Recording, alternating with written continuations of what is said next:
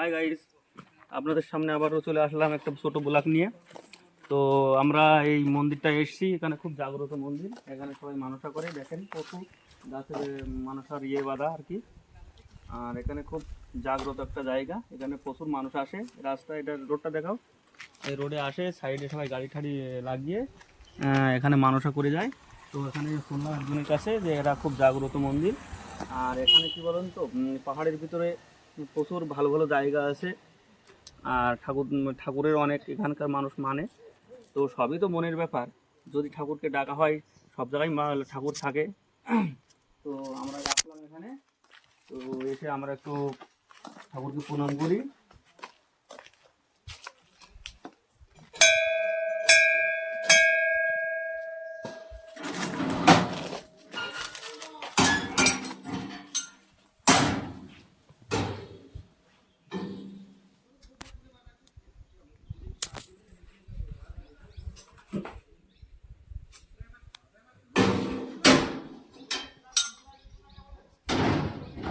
তো গাইস, আপনাদের কার কার ভালো লেগেছে এই ব্লগটা কমেন্টে অবশ্যই জানাবেন।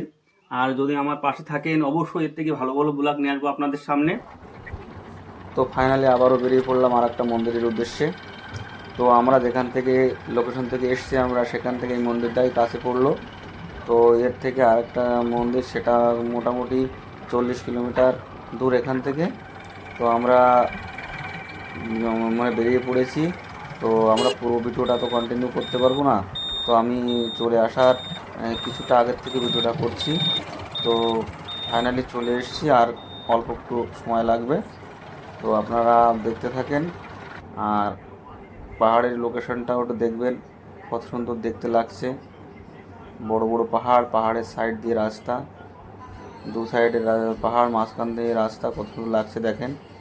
আর মন্দিরগুলো খুব সুন্দর।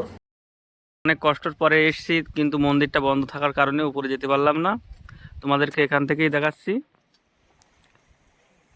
দেখেন কত সুন্দর ঠাকুরটা দেখতে লাগছে।